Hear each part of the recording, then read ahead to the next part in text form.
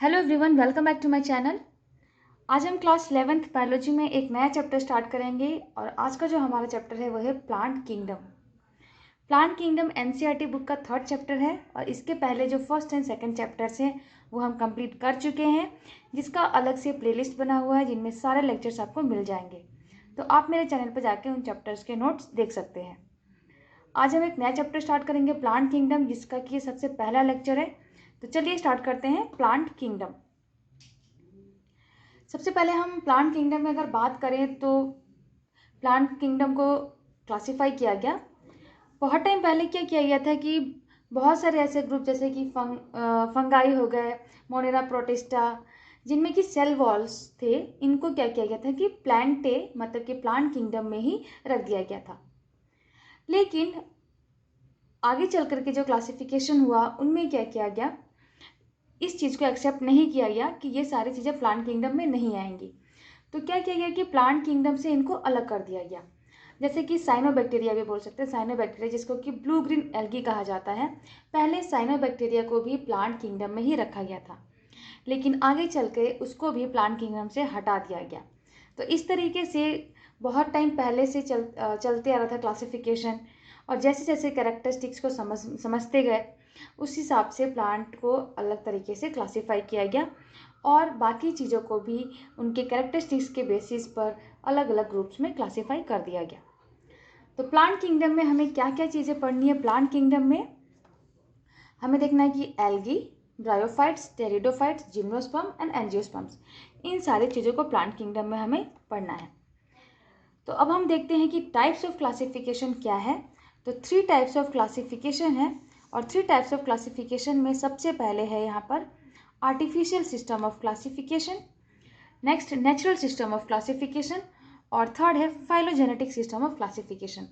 इसको एक अगर हम यहाँ पे टेबल या फ्लो चार्ट के हिसाब से देखें तो क्लासिफिकेशन 3 टाइप्स के हैं, जो कि आर्टिफिशियल, नेचुरल और फाइलोजेनेटिक हैं। अब एक एक करके हम इन तीनों को डिस्कस करते हैं डिटेल्स में। तो सबसे पहले हम देखेंगे आर्टिफिशियल सिस्टम ऑफ क्लासिफिकेशन क्या है। तो आर्टिफिशियल सिस्टम ऑफ क्लासिफिकेशन, ये जो सिस्टम ऑफ क्लासिफिकेशन था इसमें कुछ एक्सटर्नल मॉर्फोलॉजिकल कैरेक्टर्स को देखा गया, मतलब बाहर से कैसे दिख रही हैं चीज़ें, उस बेसिस पर प्लांट्स को क्लासिफाई कर दिया गया। तो क्या क्या चीज़ों को देखा गया एक्सटर्नल मॉर्फोलॉजी में, क्या क्या चीज़ें इंक्लूड की गई, जैसे कि कलर, नंबर और शेप ऑफ लीव्स क्या है, हैबिटेट क्या है उनका, कहाँ पे ग्रो करते हैं। मान लेते हैं कि 2 अगर प्लांट्स हैं वो अगर ज़मीन पे ग्रो कर रहे हैं तो उनको एक साथ रख दिया गया। लीव्स के शेप कैसे हैं, नंबर्स कितने हैं, ये सब चीज़ों को देख करके ऊपर से देखा गया, एक्सटर्नली देखा गया और देखते हुए प्लांट्स को क्लासीफाई किया गया। ये मेनली बेस्ड था वेजिटेटिव कैरेक्टर्स पे, या बोल सकते हैं कि एंड्रोशियम स्ट्रक्चर के बेसिस पर। तो ये इसमें जब क्लासिफाई किया गया तो इंटरनल स्ट्रक्चर को बिल्कुल नहीं इंक्लूड किया गया, सिर्फ और सिर्फ एक्सटर्नल मॉर्फोलॉजी को देखा गया। किसी भी चीज़ के सेल के अंदर क्या है, या किसी प्लांट्स के अंदर क्या स्ट्रक्चर है, कैसा है, कितने किस टाइप का सेल है, वो सब चीज़ों को इसमें इंक्लूड नहीं किया गया। याद रखना कि सिर्फ और सिर्फ एक्सटर्नल मॉर्फोलॉजी को, colour, number, habitat, shape of leaves, इन सब चीज़ों को देख करके प्लांट्स को क्लासीफाई कर दिया गया। और मोस्ट इंपॉर्टेंट चीज़ आपको याद रखना है कि किसने ये दिया था आर्टिफिशियल सिस्टम ऑफ क्लासिफिकेशन, तो ये है गिवन बाय कार्लोस लिनियस। इस सिस्टम का सबसे बड़ा डिसएडवांटेज ये था कि इसमें मेनली जो कंसीडर किया गया था वेजिटेटिव कैरेक्टर्स और एंड्रोशियम कैरेक्टर्स को, और मैंने पहले ही बता दिया कि कुछ भी इंटरनली स्ट्रक्चर को नहीं देखा गया था, इंटरनल कैरेक्टर्स को नहीं देखा गया था। और एक और चीज़ याद रखना है कि सबसे बड़ा ड्रॉबैक या डिसएडवांटेज ये था कि इसमें इक्वल वेटेज दिया गया वेजिटेटिव और सेक्सुअल कैरेक्टर्स को, मतलब कि वेजिटेटिव रिप्रोडक्शन और सेक्सुअल रिप्रोडक्शन दोनों को इक्वल वैल्यू दे दिया गया, जबकि ऐसा नहीं है। ये चीज़ एक्सेप्टेबल नहीं है, क्योंकि हमें पता है कि जो वेजिटेटिव कैरेक्टर्स है वो बहुत ही अलग है सेक्सुअल रिप्रोडक्शन से। जो वेजिटेटिव रिप्रोडक्शन है दोनों में काफ़ी डिफरेंस है, क्योंकि वेजिटेटिव रिप्रोडक्शन इन्वायरमेंट में कुछ भी अगर चेंजेस होते हैं उससे काफ़ी इजीली अफेक्ट हो जाता है, लॉन्ग लास्टिंग नहीं है, कुछ इवोल्यूशन के टर्म्स में बोले तो हेल्पफुल नहीं होता है ज़्यादा। या हम बोल सकते हैं कि बहुत जल्दी इफेक्ट हो जाता है किसी चीज़ से। लेकिन अगर सेक्सुअल रिप्रोडक्शन के कैरेक्टर्स की बात करें तो बहुत लॉन्ग लास्टिंग है, इवोल्यूशन में हेल्प करते हैं और काफ़ी वैल्यू अगर बोले तो सेक्सुअल रिप्रोडक्शन को दिया जा सकता है। तो यहाँ पे यही किया गया कि दोनों को इक्वल वेटेज दे दिया गया, जो कि एक्सेप्टेबल नहीं है, और ये सबसे बड़ा इसका डिसएडवांटेज या ड्रॉबैक था।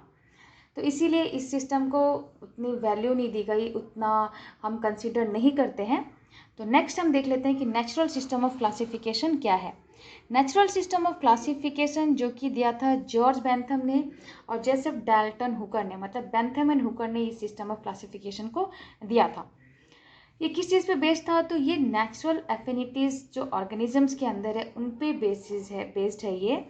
और इसमें कंसीडर्ड सिर्फ और सिर्फ एक्सटर्नल फीचर्स को कंसीडर नहीं किया गया था, बल्कि साथ ही साथ इंटरनल जो फीचर्स हैं जैसे कि अल्ट्रा स्ट्रक्चर, एनाटॉमी, एम्ब्रियोलॉजी या फाइटोकेमिस्ट्री, इन सारी चीज़ों को कंसीडर किया गया था। अब अल्ट्रा स्ट्रक्चर मतलब क्या हो गया कि किसी भी प्लांट के सेल में सेल वॉल कैसा है, उसके सेल के अंदर ऑर्गेनल्स कैसे हैं, न्यूक्लियस कैसा है, इन सारी चीज़ों पे ध्यान दिया गया।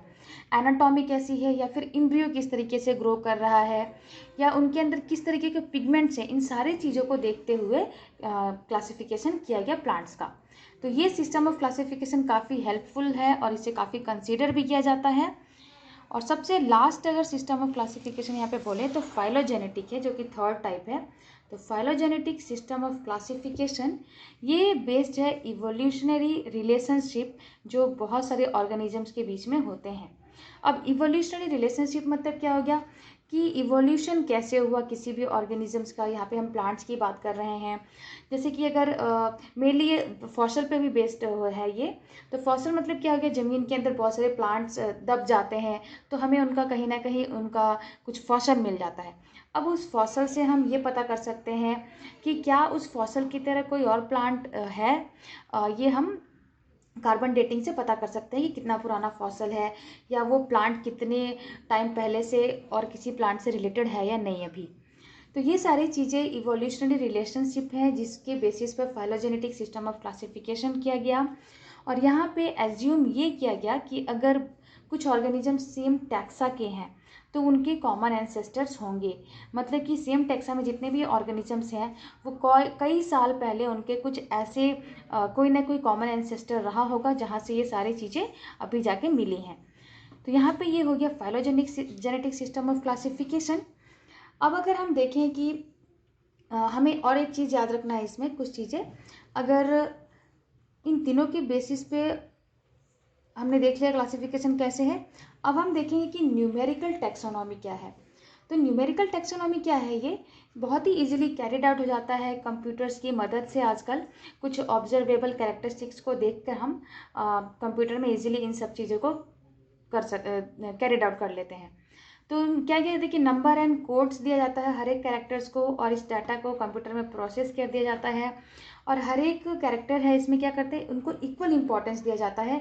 सेम टाइम में हमको हंड्रेड्स ऑफ कैरेक्टर्स आराम से कंसीडर कर सकते हैं, क्योंकि कंप्यूटर में इजीली सारे डाटा को हम लोग क्या करते हैं कि रख दिया जाता है, उनको अलग अलग से कोड्स दे देते हैं, नंबर्स दे देते हैं, और फिर देखा जाता है कि कौन सा कैरेक्टर कौन से नंबर से मैच करता है, कौन सा कोड उसके लिए बिल्कुल मैच किया जाता है। तो उस तरीके से सारे हम कैरेक्टर्स को देखते हुए आराम से क्लासीफाई कर सकते हैं।